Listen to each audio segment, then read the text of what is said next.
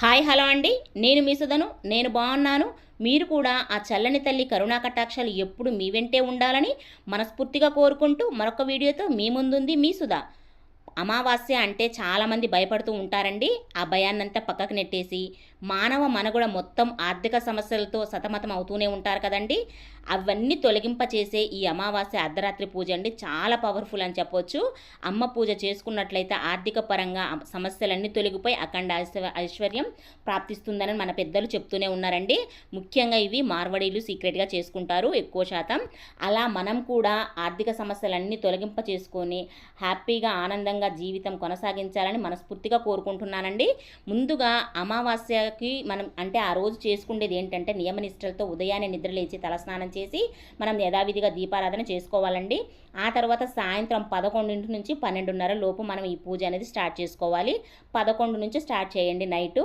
అంటే ఇది రూమ్ మధ్యలో చేసుకోవాలండి. అంటే హాల్ ఉందనుకోండి హాల్ మధ్యలో, లేదంటే ఒకటే రూమ్ ఉందనుకోండి ఆ రూమ్ మధ్యలో చేసుకోండి. మన వీలును బట్టి చేసుకోవడమే. ఒకవేళ వెనక సపోర్ట్ ఏం లేదనుకుంటే ఏదైనా బేస్ అంటే ఫోటో ఆగడానికి ఏదైనా సపోర్ట్గా పెట్టుకోండి. ఒక పీటను ఏర్పాటు చేసుకుంటే ముందు కలాపు చల్లుకోండి ఆవు పేడతో. ఒకవేళ వీలుంటేనండి ఆవు పేడతో కలాపు చల్లుకొని చక్కగా ముగ్గులు పెట్టుకొని అమ్మవారికి ఆహ్వానం చెప్పుకోవడం కదండి. ద్వారపూజ చేసుకోండి. ప్రీవియస్ వీడియో కూడా మీకు షేర్ చేశానండి, అందులో ఉంది, ఒకసారి చూసేయండి. లేదంటే దీపారాధన గుమ్మానికి ఇరువైపులా దీపారాధన చేసి ఆ తర్వాత ఇంట్లోకి వచ్చాక మధ్యలో పెట్టుకోండి ఈ పీట పెట్టుకునే ముందు పసుపుతో అలుక్కొని పద్మ ముగ్గు వేసుకోండి. పసుపులో కొంచెం పచ్చకర్పూరం జవ్వాది పౌడర్ వేసేసి అలుక్కొని చక్కగా పద్మ ముగ్గు వేసుకోండి. ఇలా పీటను ఏర్పాటు చేసుకున్నాను. అమ్మవారికి సుగంధభరితంగా ఉండేటట్టు చూసుకోండి ఈ రోజంతా. అంటే సుగంధభరితంగా ఎక్కడైతే ఉంటుందో అమ్మ అక్కడ స్థిరంగా ఉంటుందని చెప్తూ ఉంటాను కదండి. అలానే సుగంధభరితంగా ఉండేటట్టు జవ్వాది పచ్చకర్పూరము సెంటు దొరుకుతుందండి. లేకపోతే అత్తర్ అనేది కూడా దొరుకుతుంది. అమ్మవారికి సమర్పించాలి అని అంటే మనకి పూజా స్టోర్స్లో దొరుకుతుంది. అలాంటివన్నీ సమర్పించుకోండి. ఒకవేళ ఏమీ లేదనుకుంటే సుగంధభరితంగా ఉండే అగరవత్తీలు ఉంటాయి కదండి, అవైనా సుగంధభరితంగా ఉండేటట్టు చూసుకొని చక్కగా అమ్మవారికి సింపుల్గా చేసుకోవచ్చు. ఇలా ఏం హైరాణ పడవసరం లేదు. ఏ మంత్రాలు రాకపోయినా కూడా అమ్మవారిని మనం చక్కగా ఆరాధించుకోవచ్చు. ఈ విధంగా ఏర్పాటు చేసుకోండి. అసలు ముఖ్యంగా అమావాస్య అంటే చాలామంది భయపడుతూ ఉంటారు. మన పూర్వీకులు ఏం చెప్పారంటే అమావాస్య నాడు దయ్యాలు తిరుగుతాయి, పాత రోగాలన్నీ తిరగబడతాయి అని చెప్తూ ఉంటారండి. అవన్నీ పక్కన పెట్టండి. అమావాస్య నాడు నార్త్ సైడ్ ఎదురు చూస్తూ ఉంటారండి, ఎప్పుడు వస్తుంది అమావాస్య అనేసి అనుకుంటూ ఉంటారు. ఎందుకంటే అమావాస్య నాడే మహాభారత యుద్ధం పాండవులు అమావాస్య నాడు ప్రారంభించి అధర్మాన్ని ఓడించి ధర్మాన్ని గెలిచారండి. మరి ఆ రోజు మంచిదా చెడ్డదా? మంచి రోజనే కదా. అందుకని అమావాస్య చాలా మంచిది. ఏ పనులైనా ఆ రోజు స్టార్ట్ చేసుకుంటే కూడా చాలా మంచిది. ముఖ్యంగా నేను ఇంకొకటి ఏంటంటే మా ఫ్యామిలీలో మా వారు ఏ పని స్టార్ట్ చేసినా అమావాస్య నాడు చూసుకుంటారండి. ఆ పని ఖచ్చితంగా సక్సెస్ అవుతుంది. మా వారికి జాబ్ రావడం కూడా అమావాస్య నాడే వచ్చింది. అదొక సెంటిమెంట్గా ఫీల్ అవుతూ ఉంటాము. అమావాస్య అనేది చాలా మంచి రోజు అండి అమావాస్య అనేది. తర్వాత వచ్చేసి మనము ఇలాంటి చిన్న చిన్న రెమెడీస్ చేసుకోవడం కూడా చాలా మంచిదండి. మనం ఆర్థికంగా కూడా సతమతం అవుతున్నాము. ఏ సమస్య అయినా కూడా ఇట్టే తీరిపోతుందండి అర్ధరాత్రి చేసుకోవడం వల్ల.